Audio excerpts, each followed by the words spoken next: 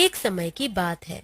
एक परिवार में 3 लोग रहते थे। रिंकी, उसकी माँ रामवती और एक बड़ा भाई लक्की।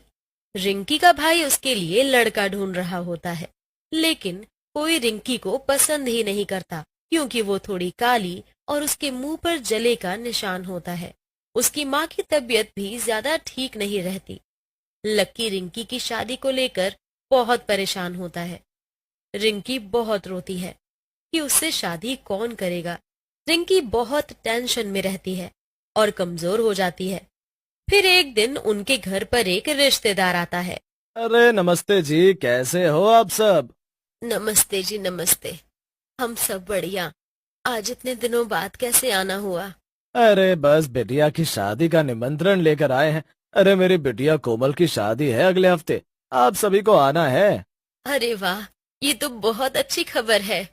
अरे और रिंकी बेटी, तुम्हें भी अपनी बहन के सारे फंक्शंस में आना है। बहुत याद करती है तुम्हें। जी, बिल्कुल आऊंगी। रिश्तेदार के जाने के बाद रिंकी बहुत उदास हो जाती है।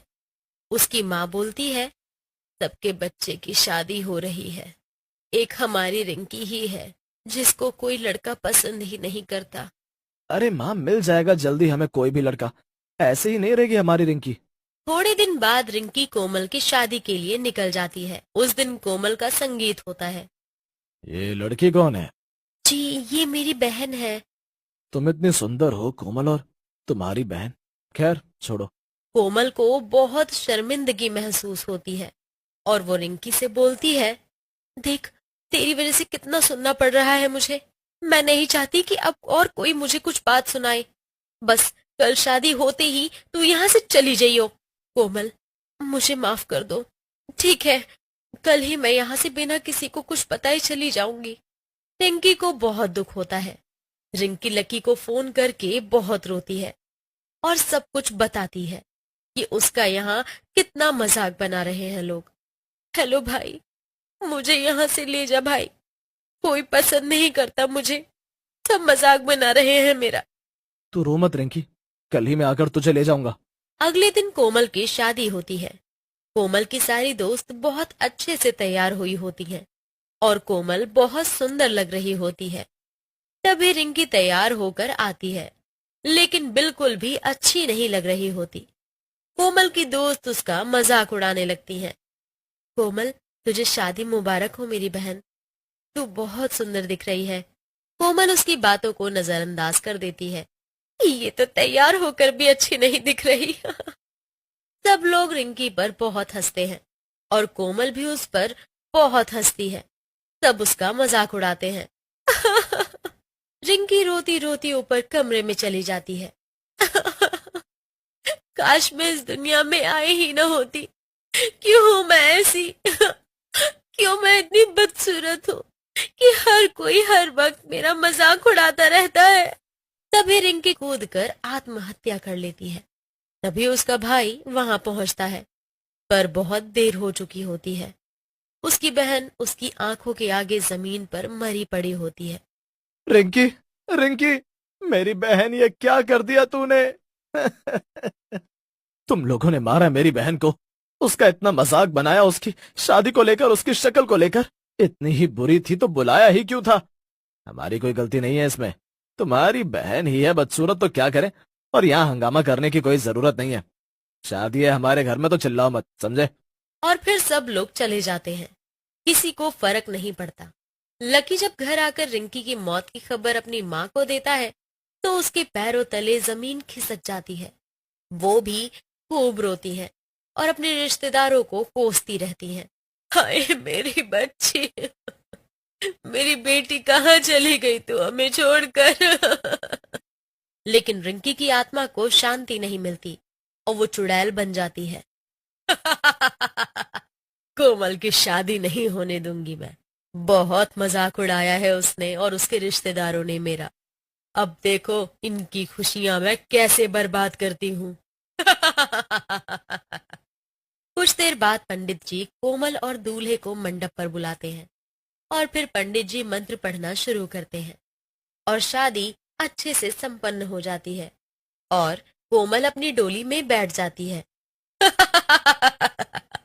तुझे तेरे ससुराल नहीं जाने दूंगी कोमल मैं। बहुत खुश है ना तू? अब देख मैं क्या करती हूँ। आत्मा उसकी डोली के पीछे पीछे चलती रहती। रास्ते में बहुत तेज धूप और गर्मी होती है। डोली उठाने वाले थक जाते हैं और पास में नदी देख रुक जाते हैं।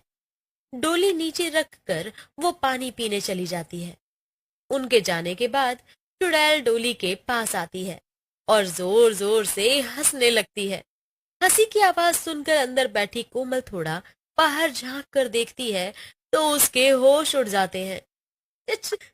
चुड़ैल, कोई बचाओ! सही मौका है तुझे यहाँ से ले जाने का। अब तो तुझे कोई नहीं बचा पाएगा मुझसे। कौन हो तुम? मैं हूँ रिंकी। तू मेरा मजाक उड़ा रही थी ना मेरी शादी को लेकर। अब देख तू कैसे जाएगी अपने ससुराल। तुम मुझे माफ कर दो प्लीज। गलती हो गई मुझसे। छोड़ दो, मुझे जाने दो। आज से मेरी नई जिंदगी शुरू होने जा रही है। ऐसे कैसे जाने दो? तुम लोगों की वजह से मैंने परेशान होकर आत्महत्या कर ली, तो तुझे कैसे जीने दूं? तुम तुम जो बोलोगी वो करूंगी, लेकिन मुझे मत लेकर जाओ प्लीज। तुझे तो मैं लेकर ही जाऊंगी। तभी चुड़ैल कोमल को अपने साथ ले जाती है। जब वो लोग वापस आते हैं तो डोली उठाते हैं, लेकिन डोली बहुत हल्की लगने लगती है। अरे भाइयों, अभी तो डोली भारी थी, एकदम से हल्की कैसे? छोड़ ना, ऐसा तो कुछ नहीं है। तू जल्दी चल और डोली उठा। पानी पीने से शरीर में जान आ गई है और कुछ नहीं है, डोली उतनी भारी है। वो लोग खाली डोली लेकर चले जाते हैं और फिर कोमल की ससुराल पहुंचकर डोली रख देते हैं।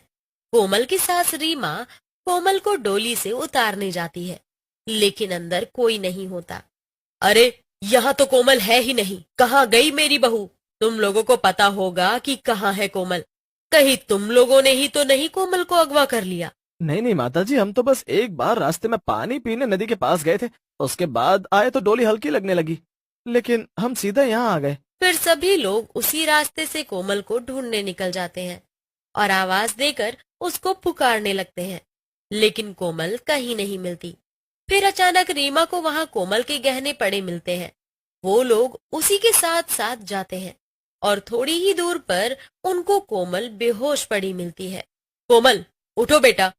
वो लोग कोमल को घर ले जाते हैं। जब थोड़ी देर बाद कोमल होश में आती है तो तभी से अजीब अजीब हरकतें करने लगती है। ये क्या हो गया कोमल को? कैसी हरकतें कर रही है? हमें तो कोई चुड़ैल का साया लगता है कोमल पर। सब लोग डर जाते हैं। फिर रीमा तांत्रिक को बुलाती है। देखो बाबा, हमारी बहू को क्या हो गया? ठीक कर दो इसको। इस पर चुड़ैल का साया है, कोमल चुड़ैल के कब्जे में है, इसीलिए ऐसी हरकतें कर रही है।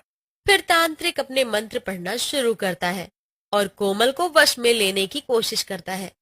छोड़ दो मुझे।